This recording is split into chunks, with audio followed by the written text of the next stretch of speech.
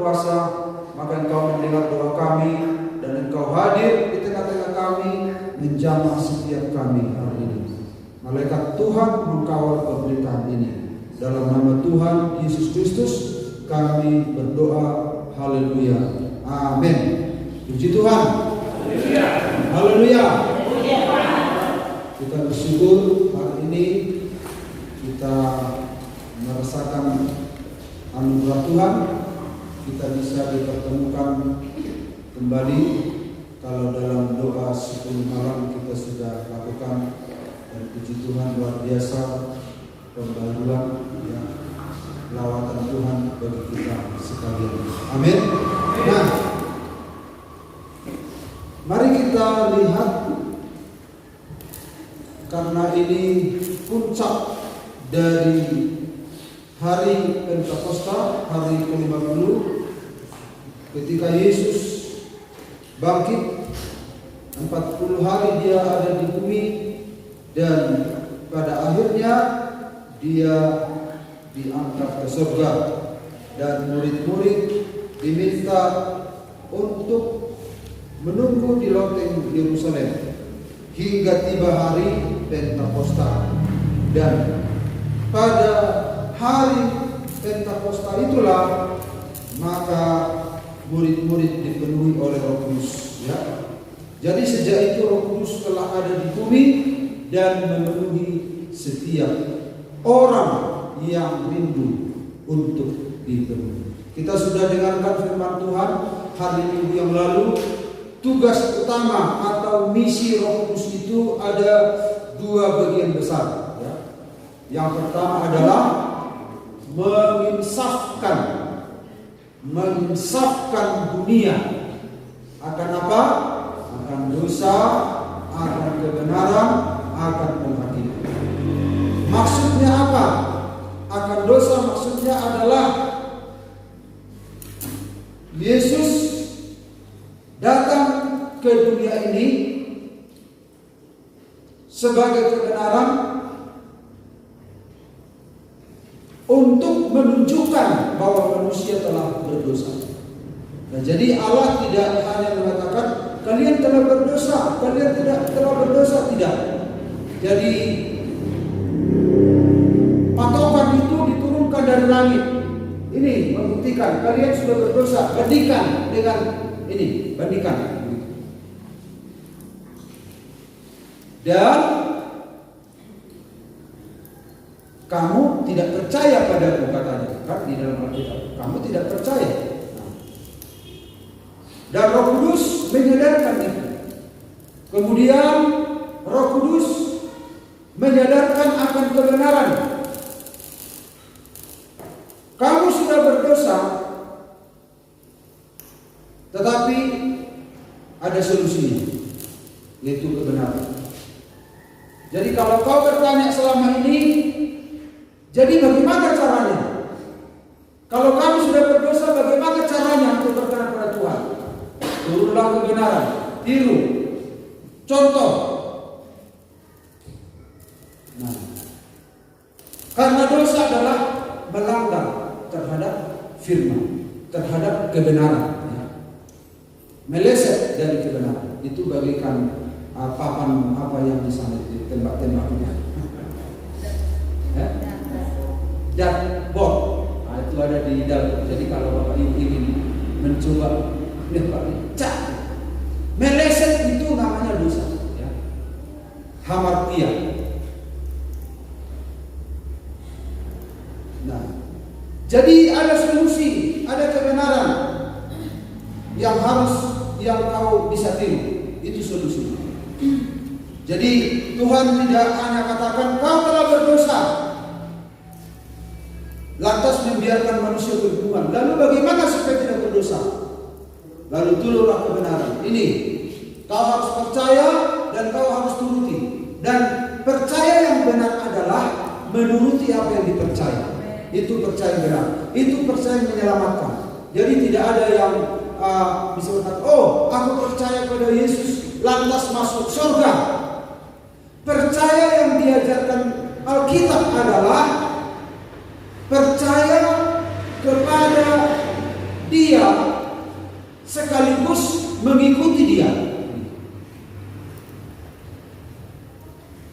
gini ya, aku percaya pada Tuhan. Lalu Yesus bilang, bagus. Udah cukup, bagus percaya. Tetapi percaya yang benar, iman yang benar itu adalah percaya lalu hidup sesuai dengan apa yang dipercaya. Makanya disebut turutilah teladanku. Jadi keselamatan itu saudara-saudara nggak sembarangan. Kalau kita mempercayai Yesus, itu dengan sendirinya mengikuti Dia. Ikutlah aku, katanya. Jadi kalau percaya pada Yesus tapi tidak menuruti yang dipercaya, itu bukan percaya yang menyelamatkan. Hati-hatilah. Hati-hati. Itu berbahaya. Itu salah ajaran. Makanya banyak nanti orang Kristen masuk neraka karena salah mengerti. Makanya kebenaran itu turun menjadi solusi, menjadi acuan. Nah, kalau acuan solusi ini tidak diikuti, maka penghakiman. Roh Kudus menyadarkan akan penghakiman. Dan selanjutnya di ayat itu dikatakan, karena penguasa dunia ini telah dihukum, artinya telah dieksekusi. Lihat, telah ada sebuah contoh eksekusi karena tidak hidup dalam kebenaran.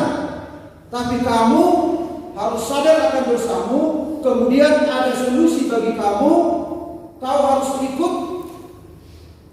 Tetapi kalau tidak, ada penghakiman. Contohnya, iblis telah dieksekusi karena tidak hidup dalam kebenaran. Itu malaikat. Itu pertama penghakiman itu, eksekusi itu di dalam surga, ya, dalam surga. Itu contoh yang Tuhan buat pertama. Malaikat saja sudah dieksekusi. Nah, kemudian contoh yang berikut, lihat manusia di zaman purba. Nuh pemberita kebenaran, ya. Nuh pemberita kebenaran, dan eksekusi telah turun di zamannya. Itu contoh. Nuh menjadi contoh teladan yang patut dituruti karena Yesus belum datang. Lihat di zaman Lot. Lot itu menderita jiwanya karena dosa-dosa di sekitarnya, tetapi penghukuman datang. Jadi Roh Kudus, tugas utama Roh Kudus adalah menyadarkan, menginsafkan dunia akan dosa, kebenaran, penghakiman. Kemudian misi Roh Kudus yang kedua adalah membawa orang percaya kepada seluruh kebenaran. Tidak disinggung lagi di situ tentang penghakiman. Karena apa? Orang yang percaya pada Yesus luput dari penghakiman. Karena konsentrasinya adalah hidup dalam kebenaran. Fokusnya Roh Kudus bagi orang percaya adalah hidup dalam kebenaran.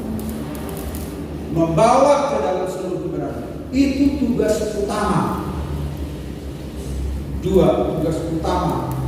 Nah, tugas utama itu jangan dihilangkan, jangan diabaikan.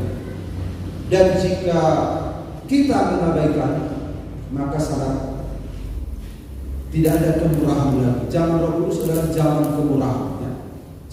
Zaman kemurahan. Sekaligus juga zaman pengambilan keputusan. Makanya jangan anggap remeh kasih karunia Tuhan. Amin. Nah, jadi karena tugas Roh Kudus membawa ke dalam seluruh kebenaran, mari kita lihat satu bagian kecil tugas Roh Kudus untuk membawa orang ke dalam seluruh kebenaran. Itu satu bagian kecil. Jadi kita harus memahami secara lengkap tugas Roh Kudus. Tetapi karena ini hari Pentakosta dan tujuan doa 10 malam Sebagian besar adalah untuk itu, lalu kita bahas sedikit tentang itu hari ini ya. Mari kita lihat dalam Kisah Para Rasul 2 pasal 4, maka penuhlah mereka dengan Roh Kudus, lalu mereka mulai berkata-kata dalam bahasa lain seperti yang diberikan oleh Roh itu kepada mereka untuk mengatakannya. Saya beri tanda huruf warna kuning karena itulah yang akan kita fokuskan ya. Kemudian keduanya meletakkan tangan di atas mereka dan mereka menerima Roh Kudus. Sebab mereka mendengar orang-orang itu berkata-kata dalam bahasa roh dan memuliakan Allah. Dan ketika Paulus meletakkan tangan di atas mereka, turunlah Roh Kudus ke atas mereka dan mulailah mereka berkata-kata dalam bahasa roh.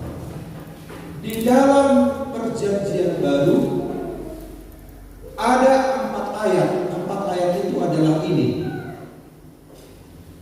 yang menjelaskan tentang kalau Roh Kudus memenuhi seseorang, ada tanda yang menyertai. Ada tanda yang menyertai. Kita sudah bahas dalam sebelum malam, ada istilah dimeteraikan Roh Kudus. Tidak ada tanda yang menyertai, yaitu bahasa. Atau diurapi Roh Kudus, tidak ada tanda yang menyertai bahasa. Kemudian apa lagi ya? Dihembusi Roh Kudus, tidak ada tanda yang menyertai. Apalagi didiami Roh Kudus, tidak ada tanda bahasa roh yang menyertai. Tapi dipenuhkan Roh Kudus, ada tanda yang menyertai. Jadi keempat ayat ini, jika seseorang dipenuhkan oleh Roh Kudus, nah ini konteksnya untuk orang percaya ya, untuk orang percaya. Maka ini tidak bisa tidak terjadi. Ya. Namun ada satu ayat tidak menjelaskan. Nah, nanti kita bahas ayat ini. Ya. Tetapi kita lihat di sini, jika Roh Kudus memenuhi seseorang, ini tidak bisa tidak terjadi. Ya. Nah, makanya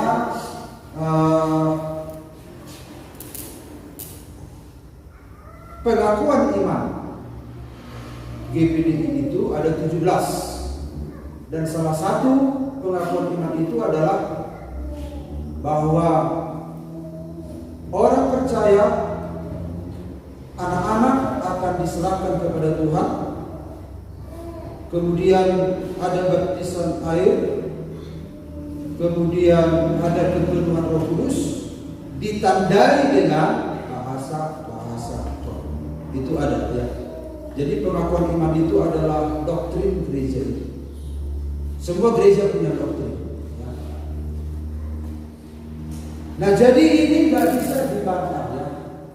Karena keempat ayat inilah yang menjelaskan tentang kepenuhan roh. Karena itu Bapak Ibu, di waktu yang singkat ini mari kita bahas sedikit tentang bahasa roh. Amin. Bahasa roh. Sekaligus juga nanti karena ini disiapkan, sekaligus juga untuk menjawab pemahaman-pemahaman orang lain. Ya. Khusus tentang ini sudah banyak yang saya bahas ya, karena ini juga salah satu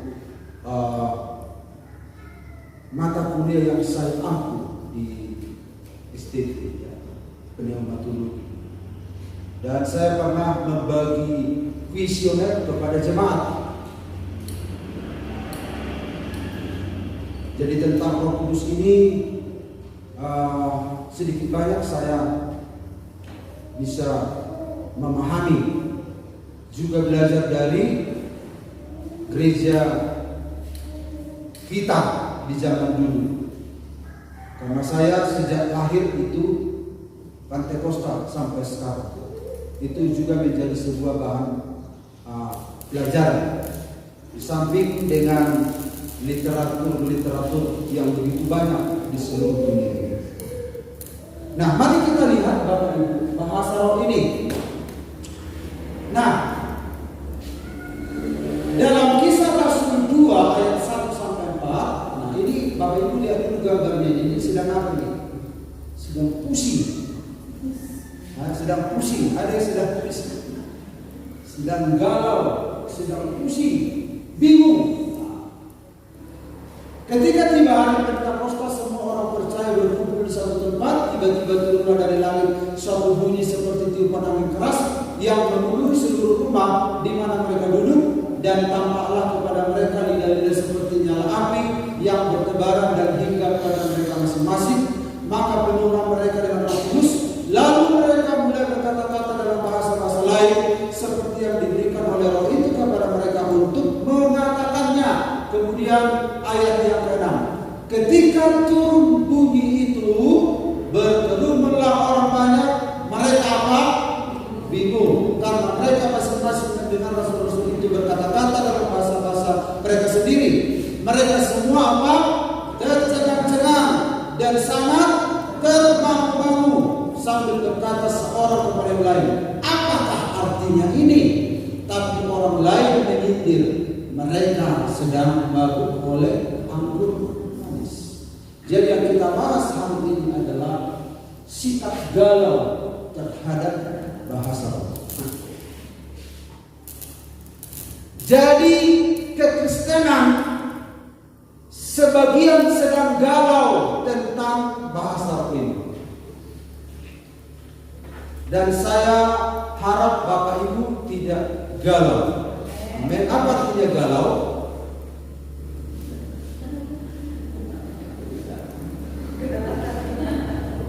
Galak tapi tidak tahu. Ada bingung, ada heran. Pokoknya rame lah, rame. Ya. Rame di sana, rame di sana, rame di sana, rame di sana. Seperti yang murid-murid ketika mereka dipenuhi Roh Kudus, kan ramai orang berkomentar.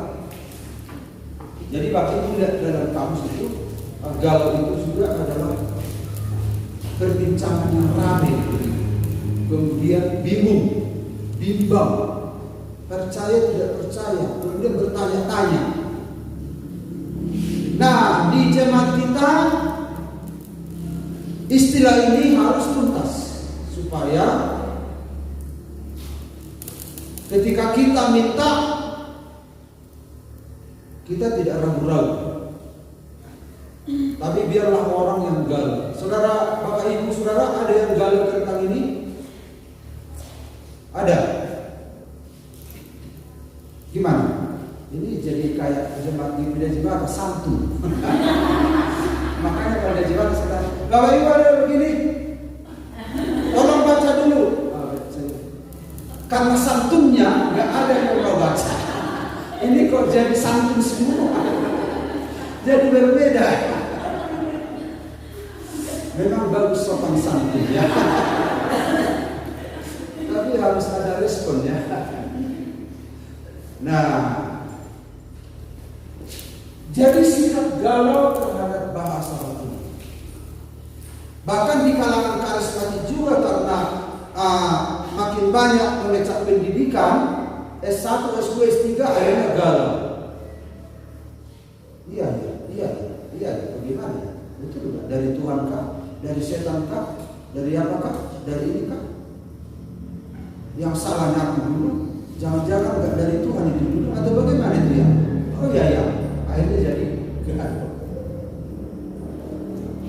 Nah, 4 level kegalauan terhadap bahasa.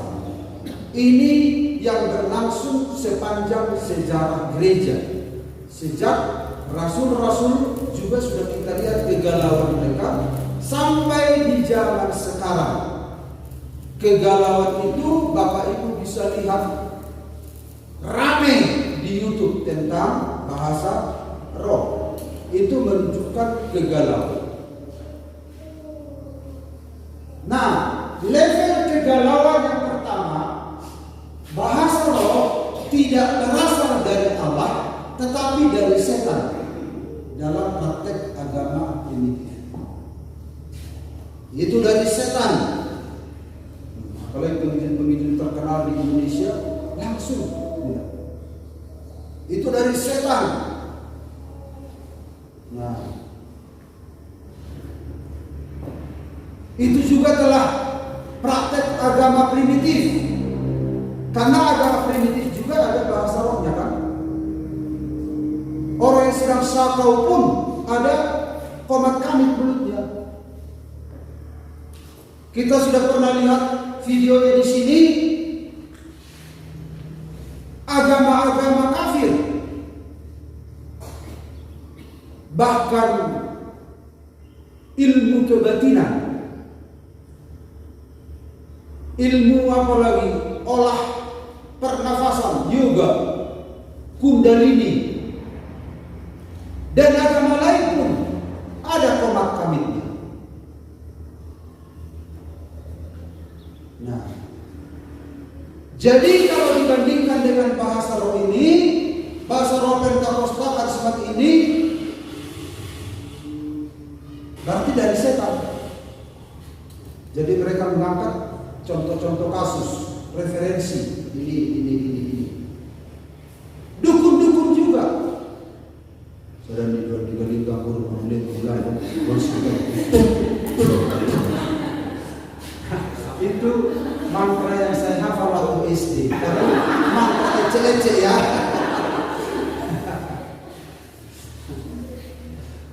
Nah, ada teman saya waktu SD diajar begini ya. Sadani, duani, galinggang, guru mamule, mamulambung, guru sekitung, kata terbang, putra. Itu diajari oleh teman kami waktu SD. Magres tahu itu, situ pertukuan. Pertukuan silain ya. Tapi itu hanyalah sebuah ece-ece ya. Nah, tapi dukun juga ada begitu ya. Lalu bagaimana kalau begitu? Banyak juga orang Pentakosta karismatik yang sudah punya pengalaman itu galau. Jadi di dunia ini diobok-obok semua. Diobok-obok. Sampai keruh. Iblis itu suka mengobok-obok semua. Nah, dan ini adalah sebuah pertentangan. Sebuah pertentangan. Bagaimana ketika ada begini, lalu galau enggak? Ini nggak bisa dihindari. Agama primitif, animisme. Bagaimana kita mengantisipasi? Nanti kita tunjukkan. Nah, apakah saudara galau, lalu saudara tidak berkobar-kobar lagi? Bisa saja. Itu level kegalauan yang pertama. Level kegalauan yang kedua, akhirnya mereka juga gak bisa membantah. Wah, gak bisa membantah. Lalu mereka ubah tingkat kegalauan mereka. Bahasa roh ada yang dari Tuhan memang, tetapi hanya berlaku bagi rasul memang. Nah, itu kan berbeda dari yang pertama. Memang ada bahasa roh, tapi hanya untuk rasul-rasul. Sekarang tidak ada lagi. Padahal di zaman rasul bukan hanya rasul saja, 120 orang. Itu adalah sebuah usaha untuk membendung kuasa Roh Kudus. Itu kuasa setan. Lalu kalau usaha itu sudah gagal, baru mereka coba lagi pikiran mereka diolah. Oke lah, bahasa roh ada yang dari Tuhan, tetapi hanya berlaku bagi rasul-rasul. Tapi itu saja sudah salah. 120 orang bukan hanya rasul.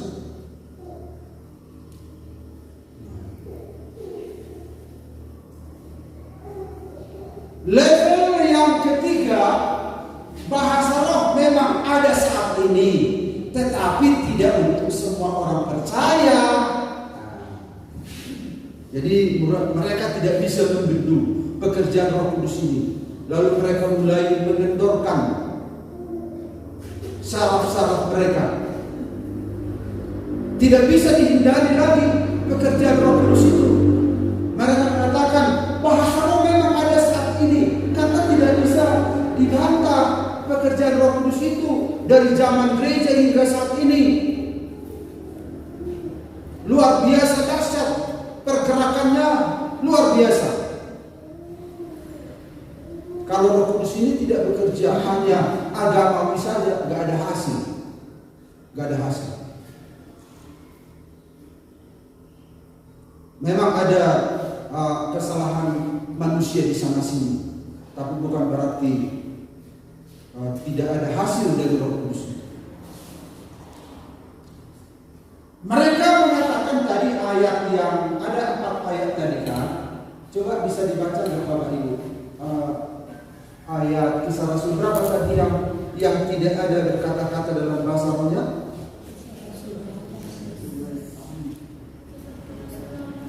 Kisah Rasul 8 ayat 17, silakan baca dulu Mega. Kemudian keduanya menumpangkan tangan di atas mereka, lalu mereka menerima Roh Kudus. Nah, dari 4 ayat itu tidak ada menyinggung tentang berbahasa-bahasa, tetapi disebutkan mereka dipenuhi oleh Roh Kudus. Nah, inilah ayat celah. Satu-satunya pintu masuk mereka mengatakan bahwa orang yang dipenuhi Roh Kudus tidak harus berbahasa. Buktinya ayatnya ada. Akhirnya tidak ada sebuah kerinduan berbahasa. Tetapi mereka mengabaikan ayat selanjutnya. Tolong baca Mega ayat selanjutnya. Kisah Rasul 8 ayat 17. Ayat 18. Udah hilang?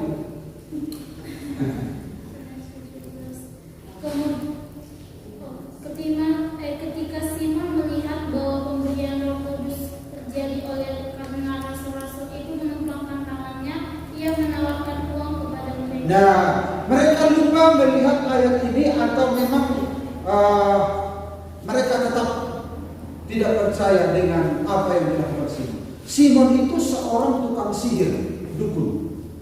Dia percaya pada Yesus, tetapi dia belum dipenuhi Roh Kudus. Nah, ketika murid-murid tumpang tangan kepada orang-orang ini penuh Roh Kudus, lalu Simon menawarkan uang kepada Rasul supaya diberi kuasa itu, karena dia melihat bahwa orang-orang ini telah dipenuhi Roh Kudus. Kira-kira apa yang dia lihat? Apa yang dia dengar Simon sehingga dia menawarkan uang?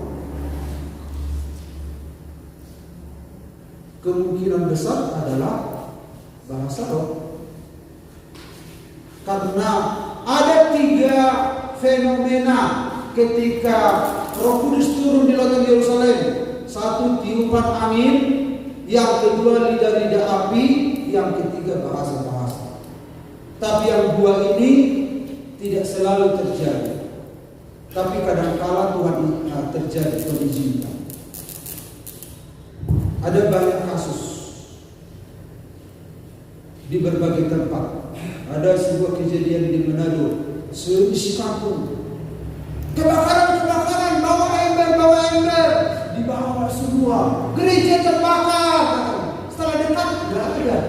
Ternyata sedang ada doa sebelum malam. Benar-benar api ada di atas. Api Roh Kudus, bukan api kebakaran. Setelah mereka dekat, nggak ada pun api. Nah artinya kadang-kala Tuhan menunjukkan fenomena api ini, tapi bukan sebuah ketetapan. Tetapi yang sisa adalah bahasa menjadi tanda yang utuh. Pasti Simon ini melihat itu. Apa yang dilihat? Apa yang dia dengar? Satu tanda itu sehingga dia menawarkan uang. Tapi mereka tidak mengizinkan pemahaman itu masuk dalam pikiran mereka. Mereka tetap memegang ayat ini bahwa tidak semua orang percaya yang dipenuhkan Roh Kudus, tidak semua berbahasa. Tetapi apa susahnya mempercaya itu? Karena Simon bereaksi ketika Roh Kudus turun. Lalu setelah itu Kisah Rasul 2 ayat 4, tolong dibaca Kisah Rasul 2 ayat 4. Kemudian mereka mencari dukungan lagi, ayat 4. Maka berdoa mereka dengan Roh Kudus, lalu mereka mulai berkata-kata dalam bahasa-bahasa lain, seperti yang diberikan oleh Roh itu kepada mereka untuk mengatakannya. Iya, di sini kan dikatakan bahasa lain, bukan bahasa Roh. Dan bahasa di sini dimengerti orang, sementara bahasa Roh nggak dimengerti. Berarti bukan sebuah kewajiban. Di sini bahasa lain, tengok kan. Kita bisa mengerti karena apa? Di situ sekaligus bekerja karunia Roh. Mereka nggak ngerti. Karena itu Roh Kudus pertama kali tercurah, bekerja sekaligus tanda dipenuhi oleh Roh Kudus, yaitu bahasa Roh, sekaligus karunia Roh. Kita sudah belajar ya, ada 9 karunia Roh. Bekerja bersama-sama di sana, makanya bisa dimengerti. Nah, jadi kita mudah memahami ini karena apa? Sudah punya pengajaran dan sudah punya pengalaman juga. Tetapi mereka masih tetap.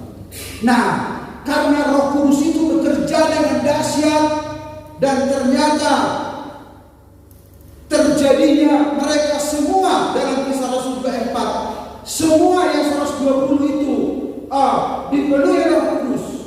Kemudian dalam Kisah Rasul 10 ayat 46 semua, dan Kisah Rasul 19 ayat 6 semua 12 orang waktu itu kumpul semua. Nah berarti tidak sebagian. Yang bikin sebagian adalah karena tidak percaya dan belum dipenuhi. Hanya butuh waktu, proses, momen yang tepat untuk dia. Tapi bukan berarti tidak dipenuhi semua. Ini begitu jelas. Lalu mereka tidak bisa lagi menghindar. Wah luar biasa ramai di gereja seluruh. Di KKR, kalau Bapak Ibu lihat KKR-nya siapa itu yang di Afrika itu, Reinhard Bonke, 1 juta orang sekaligus berbahasa, 1 juta.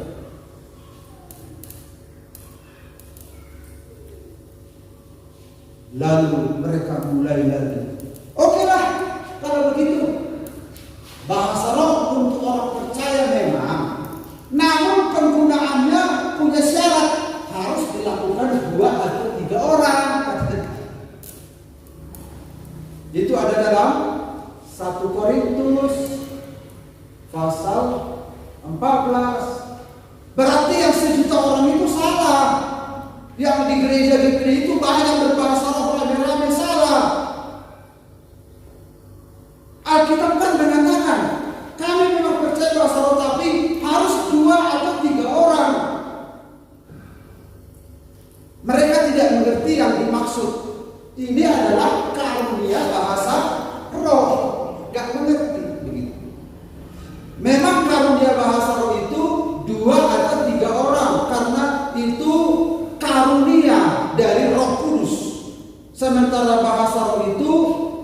ketika kita dibaptiskan Roh Kudus, maka kita punya tanda bahasa roh.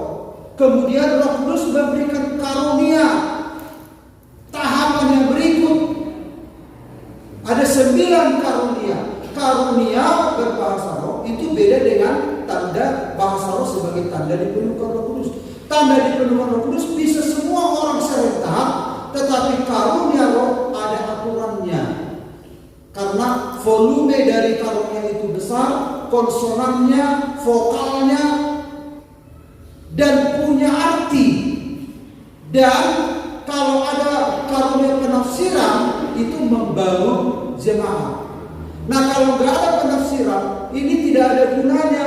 Apalagi lebih dari 2-3 orang malah ribut. Kalau orang lain masuk, kamu dikatakan gila karena tidak mengerti. Apalagi ribut begitu. Karena tensinya karunia itu powernya besar.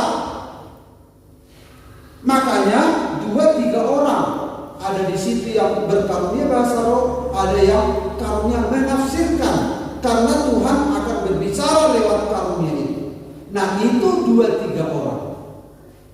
Jadi mereka nggak mengerti tentang tanda dipenuhkan dengan Roh Kudus dengan karunia berkata-kata dan bahasa.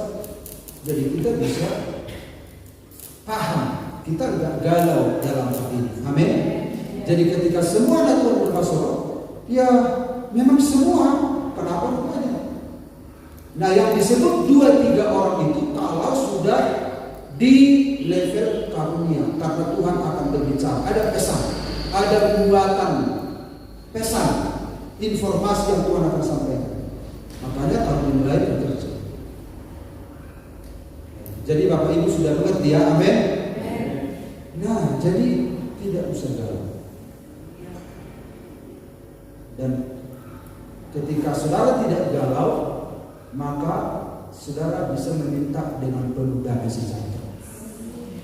Amin. Topik yang kedua, alasan Allah untuk bahasa. Apa alasannya? Apa alasannya untuk membuat manusia itu berbahasa? Bahasa roh itu adalah rohnya yang berbahasa. Nah kita lihat Bapak Ibu di sini yang terakhir. Ketika Allah, nah ini saya tunjukkan, Allah menciptakan manusia dari debu tanah dan menghembuskan rohnya kepada manusia untuk apa? Selain supaya manusia itu hidup, juga roh manusia itu sebagai sarana komunikasi dengannya. Roh manusia sebagai sarana komunikasi.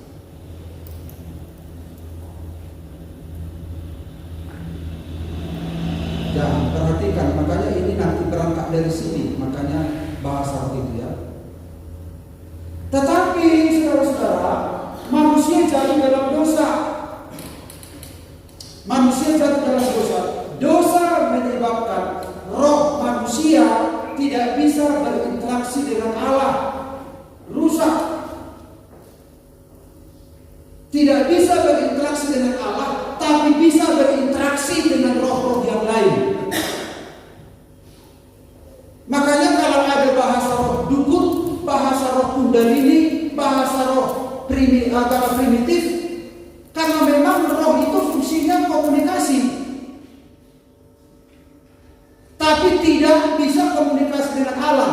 Artinya manusia itu mati rohani, maksudnya nggak bisa komunikasi dengan Allah. Dia hanya bisa komunikasi dengan roh-roh yang ada di sekitarnya. Karena fungsi roh itu adalah komunikasi. Ada gap antara manusia dengan Allah. Walaupun Allah itu di dalam dia kita ada, dalam dia kita hidup, di dalam dia kita bergerak. Seharusnya kita bisa menyentuh dia, karena dalam dia kita ada, tapi nggak bisa. Ini di alam roh, tapi ada jurang pemisah yang dalam, padahal dia ada di sini.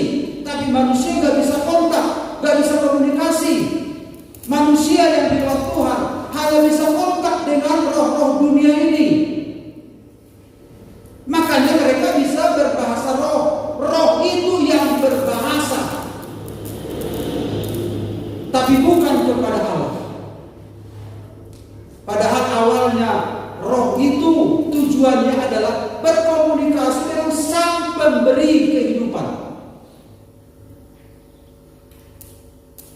tapi malah dengan iblis yang berkomunikasi. Fenomenanya juga sama. Makanya kalau fenomena kepenuhan Roh Kudus sama dengan agama kafir, jangan heran karena tubuh akan bereaksi terhadap roh seperti itu. Reaksi tubuh terhadap roh begitu. Makanya ada mirip-miripnya. Jadi saudara jangan galau. Amin. Makanya perlu dibawa ke dalam seluruh kebenaran.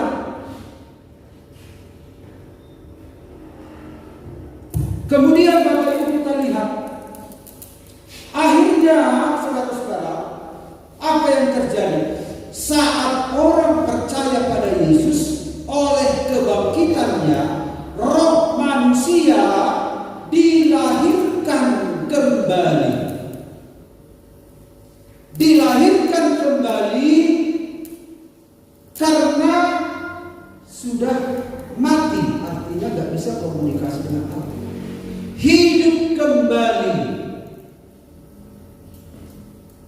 Makanya perlu kelahiran kembali.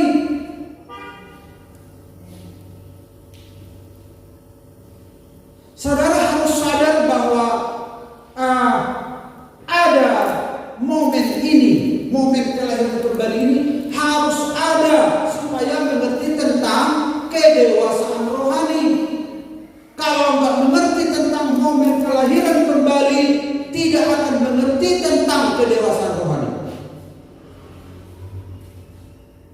Ketika seorang percaya kepada Yesus oleh kebangkitan Kristus dan oleh firman Allah dan oleh Roh Kudus, dikatakan saudara-saudara oleh Petrus, kita dilahirkan kembali oleh kebangkitan Kristus. Lalu ayat di bawahnya ditulis di sana, oleh benih firman Allah. Dan di ayat lain adalah dilahirkan kembali oleh Roh Kudus. Jadi 3 hal ini yang melahirkan, yang memungkinkan roh manusia itu lahir kembali. Nah, kalau lahir kembali berarti hidup, ya kan? Amin. Nah, kalau hidup lalu Roh Kudus datang memenuhi. Pertama setelah orang percaya pada Yesus dimeterai, cerak. Nah, gitu. Udah, sudah hidup. Cerak, meterai, tanda kepemilikan. Sampai kita memperoleh seluruhnya. Makanya ada nyanyian, Roh Kudus jaminan bagian kita. Haleluya. Sampai kita memperoleh seluruhnya, penebusan yang jadikan kita miliknya untuk memuji kemuliaannya. Nah, ketika Roh Kudus, ketika kita dilahirkan kembali itu dimeterai, cerap, dicap. Karena roh yang hidup, roh manusia yang hidup itulah yang akan menjadi milik Kristus. Kalau mati enggak. Ini tanda kepemilikan. Ini milik. Sampai kita memperoleh seluruhnya. Lalu ada perlengkapan yang Tuhan berikan lagi. Lalu Roh Kudus datang. Nah, ketika Roh Kudus datang, ini kan sudah hidup. Karena fungsi roh tadi apa? Komunikasi. Maka Bapak Ibu, orang percaya dapat berdoa dalam roh. Amin. Coba baca 1 Korintus 14:14. Akhirnya bisa lagi berkomunikasi dengan Allah. Sebelumnya nggak bisa. Makanya saudara-saudara, alasan Allah untuk bahasa roh supaya orang percaya dapat berdoa, berkomunikasi dengan Allah. Berkomunikasi karena fungsi roh adalah komunikasi. Akan tiba saatnya, kata Yesus kepada wanita Samaria, orang tidak menyembah di Yerusalem, ada di gunung ini, tapi menyembah dalam roh dan dalam kebenaran. Roh di sana huruf kecil, roh manusia.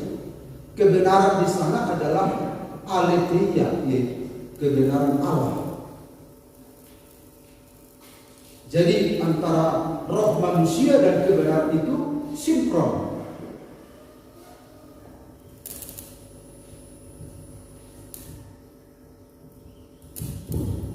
Nah, ada dua istilah kebenaran, aletheia dan dikaiosune. Dikaiosune itu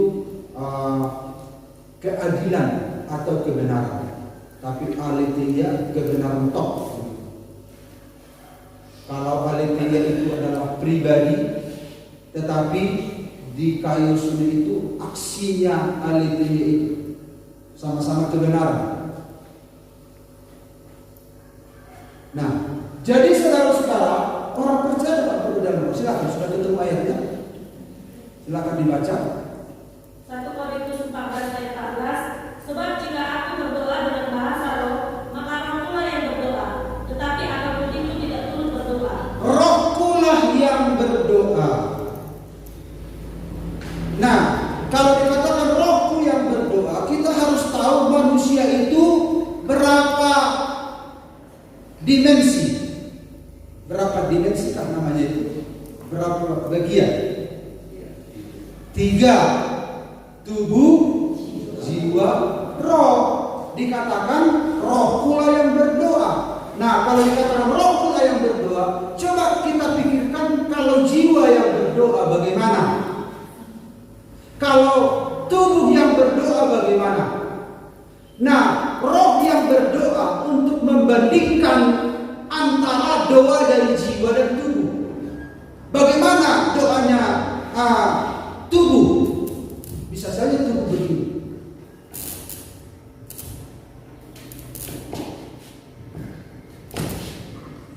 Ekspresi hati siapa tahu. Bangsa ini memuliakan aku dengan bibirnya, hatinya jauh. Orang bisa saja beribadah dengan tubuh, berdoa dengan tubuh. Oh, nama boleh, Martanian, Benaludu. Tuhan tidak bisa dilihat. Tuhan melihat segala sesuatu. Tuhan tidak mau berpatokan di situ. Apa yang dilihat dari actionnya itu. Lalu kita lihat bagaimana cara beribadah atau berdoa dengan jiwa. Haleluya, puji Tuhan. Puji Tuhan, haleluya. Lalu kemurahan.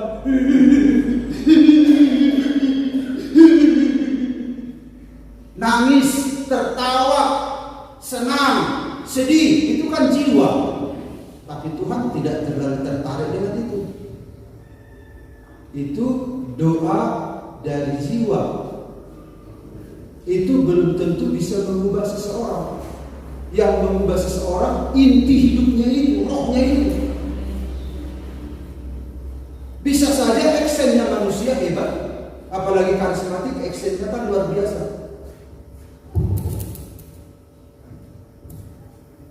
Nah, apa itu saja? Ku ingin tetap di sini. Yang lain bilang, ku mau di sana. Waktu trompet bunyi, ku mau di sana.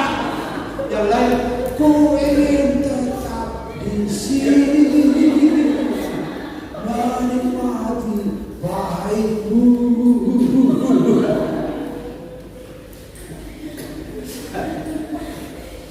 Tapi Tuhan mau sumbernya itu dari inti hidup itu. Makanya dalam Mazmur berkata, roh manusia adalah pelita Tuhan.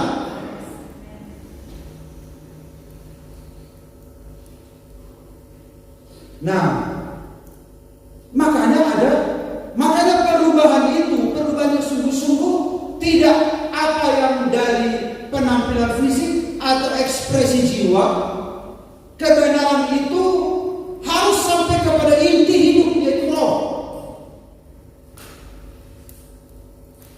Kalau kita menangis, itu berasal dari sudah tersentuh inti hidup itu duluan.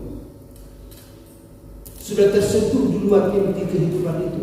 Bisa kita nangis, bisa tertawa, bisa melompat-lompat menuju Tuhan. Tapi jangan sampai ekspresi tubuh dan jiwa, tetapi inti hidup tidak tersentuh. Ekspresi luar itu sebaiknya pas pastikan bahwa inti hidup itu sudah tertentu, tersentuh, yaitu roh. Orang menyembah di gunung itu kan praktek. Entah bagaimana, entah 6 waktu, 5 waktu, entah 7 waktu, itu fisik. Entah menangis, entah tertawa, entah diam. Ada kan gereja juga diam terus. Terus khotbah diam, nanti sampai kayak nggak ada orang. Ada juga yang ribut. Macam-macam ibadah Kristen. Tapi bukan itu yang Tuhan ingin sasar. Yang Tuhan ingin sasar adalah inti hidup, roh manusia itu.